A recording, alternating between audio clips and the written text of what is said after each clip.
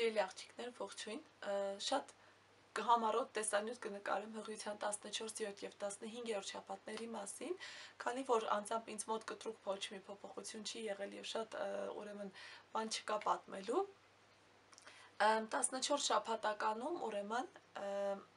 ես պարզապես փոքրիկ նշումներ եմ ինձ մոտ արել և դրանց հիման վրա կպատմեմ։ Ամենակարևոր բանը, որ կարող ենք արձանագրել, դա հիմնականում սրտխառնոցի վերացումն է։ Սովորաբար գրեթե բոլոր հղիների մոտ 13-14 շաբաթականից հետո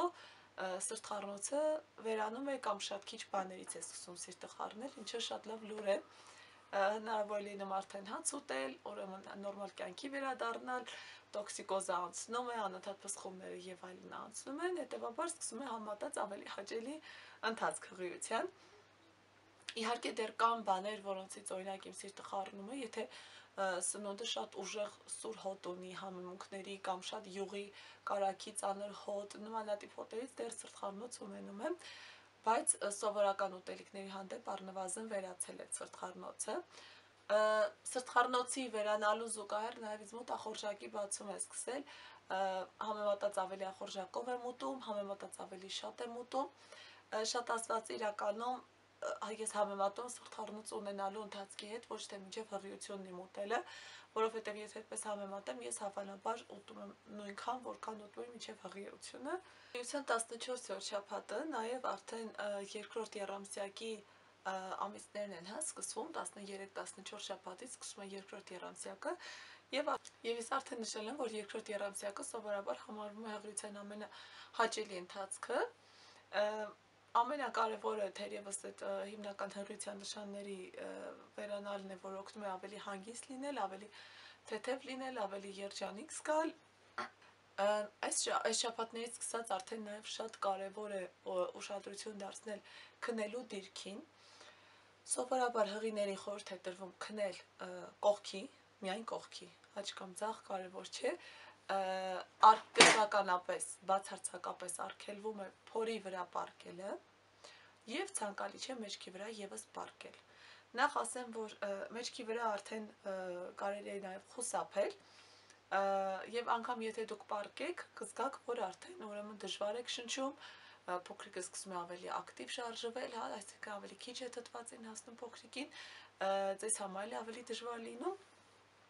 Փորձում եք խուսափել այս դիրքերից, կարող եք կողքի, անգամ եթե նստում եք, այսպես ուրեմն նստած չի կարելի, ցանկացած բան, որը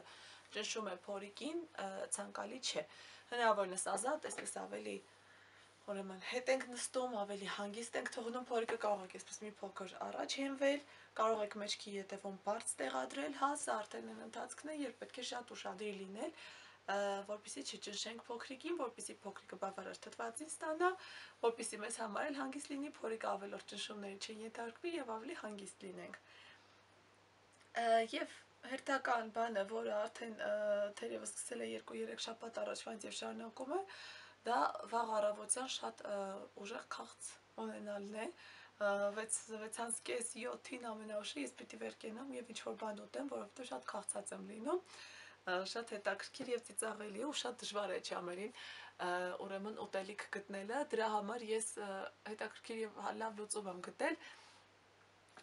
Միշտ տանը ունենք կամ տոստի հացեր, կամ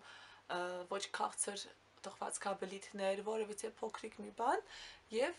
թթվասեր, մածուն, յոգուրտ նման որևիցե մի բան, որպեսզի եթե ես վաղ առավոտյան եմ արթնանում, կարողանամ շատ արագ, ուրեմն փոքրիկ մի կտոր, մի փոքր թթվասեր քսել թխվածքաբլիթի վրա, ուտել շատ արագ, միգուցե մի բաժակ թեյ խմել, երբեմն հետ եմ քնում, երբեմն եթե տրթատը արդեն արթնացած է լինում, արդեն էլ չեմ պառկում, բայց այդ առավոտ շուտ շատ դժվար է, որովհետև երբ էլ հնարավոր չէ ժամը 6:30 արթնանալ ու ուրեմն ճաշ պատրաստել, հետո ծանր ուտելիքը շատ դժվար է մարսելը, հետևաբար շատ թեթև մի բան, հետո կարող եք արդեն 1-2 ժամ հետո նախաճաշ ուտել, հետո արդեն ուրեմն մեծ ճաշ։ Ես առանձին կխոսեմ ինչ ուտել հղիության ընթացքում։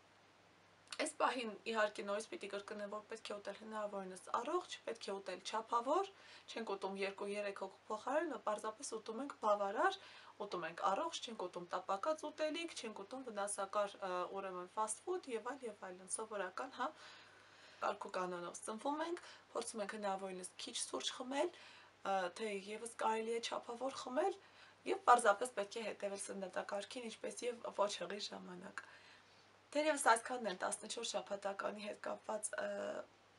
թեման, որ կարող է այս պահին պատմել, շատ հետաքրքիր կլինի իմանալ, թե մյուս աղջիկների մոտ ինչեր է կատարվում 14-րդ, 15-րդ շաբաթներում հղիության